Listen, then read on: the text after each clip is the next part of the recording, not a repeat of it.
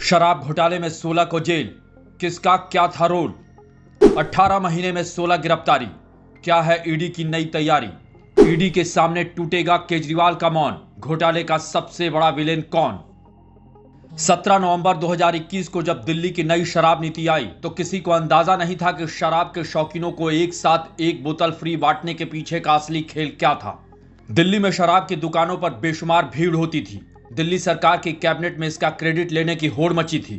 सरकारी खजाने में बम्पर इजाफे का दावा किया जा रहा था। लेकिन शराब के खेल में असली गोलमाल की परतें जब खुली तो एक एक कर 18 महीने में 16 चेहरे बेनकाब हो गए और राजस्व को चूना लगाने का असली खेल सामने आया। लेकिन हर किसी के मन में सवाल है कि घोटाले के इस धंधे का असली विलेन कौन है। हाल ही में आई कैग की रिपोर्ट और लगातार अदालतों से फटकार से ये तो साफ हो चुका है कि घपला बहुत बड़ा था। तभी तो मनीष सिसोदिया के बाद संजय सिंह और फिर के कविता के साथ चौथी हाई प्रोफाइल गिरफ्तारी दिल्ली के सिटिंग सीएम अरविंद केजरीवाल की हुई है। लेकिन इन 4 चेहरों के अलावा इस घोटाले की कलई खोलने वाले उन 12 चेहरों के बारे में जानना भी जरूरी है। साल 2022 में इस घोटाले से जुड़ी पहली गिरफ्तारी होती है। सबसे पहले ईडी की टीम ने समीर महेंद्रू को 28 सितंबर 2022 को गिरफ्तार किया। देश के इस बड़े शराब कारोबारी के खिलाफ जांच टीम को फायदे के लिए भुगतान के सबूत मिले।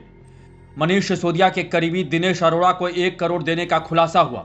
वहीं गुरुग्राम में भी अर्जुन पांडे नाम के शख्स को भुगतान करने की जानकारी मिली। जांच एजेंसी का दावा है कि अर्जुन पांडे ने विजय नायर के कहने पर कारोबारियों से वसूली की। आम आदमी पार्टी से जुड़े रहे विजय नायर का आम आदमी पार्टी में तेजी से कद बढ़ा था। बताया जाता है कि वह अभियान से लेकर नीति निर्माण तक में पार्टी को सलाह देते हैं। पर्दे के पीछे रहकर खेल करने वाले विजय नायर का आरोप था कि उन्हीं के इशारे पर शराब कारोबारियों से करोड़ों की वसूली हुई। तीसरा बड़ा चेहरा सामने आया पी शरद रेड्डी का। अरबिंदो फार्मा कंपनी के एमडी के साथ साथ शराब कारोबार से जुड़े हैं। ईडी के मुताबिक शरद ने कई कारोबारियों और नेताओं के साथ मिलकर शराब घोटाले में सक्रिय रूप से योजना बनाई और साजिश रची।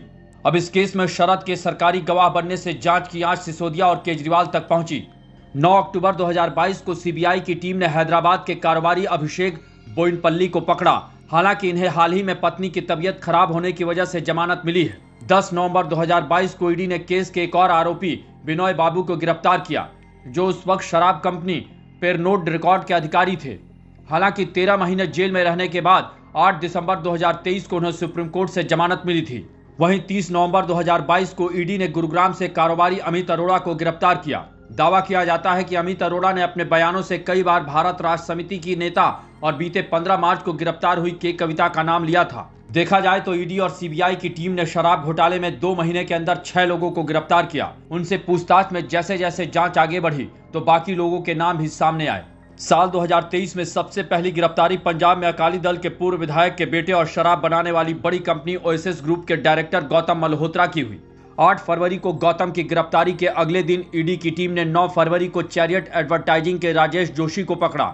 सामने आया कि केस के आरोपी दिनेश अरोड़ा के जरिए राजेश ने अपनी विज्ञापन कंपनी के माध्यम से 30 करोड़ रुपए लिए। इसके बाद आंध्र प्रदेश में वाईएसआर कांग्रेस के सांसद मगुंटा श्रीनिवास सुल्लू रेड्डी के बेटे राघव मगुंटा पर शिकंजा कसा। जांच में राघव से ही शराब घोटाले के साउथ कनेक्शन की पुख्ता जानकारी मिली और इनके आधार पर ही संजय सिंह तक जांच की आंच पहुंची।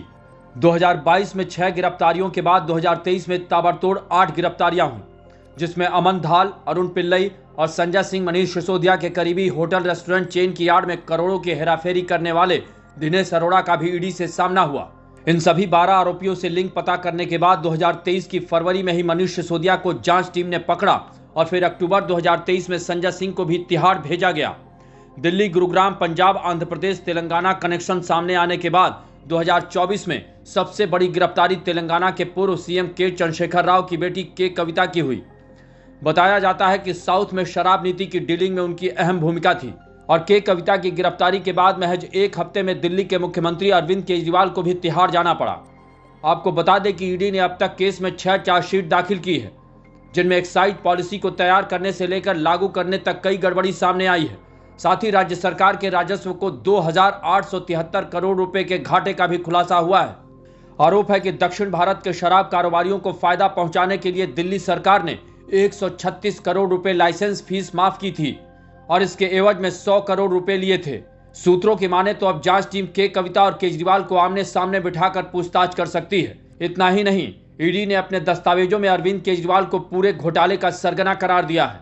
ईडी ने केजरीवाल से पार्टी की फंडिंग को लेकर भी सवाल पूछे हैं। यानी कि कहीं ना कहीं जांच टीम को शक है कि करोड़ों के इस खेल का गोवा और पंजाब के चुनाव में इस्तेमाल किया गया है। अब देखना होगा कि केजरीवाल के बाद ईडी की मुट्ठी में किसकी गर्दन आएगी। बुलंद भारत टीवी, ताकत आपकी।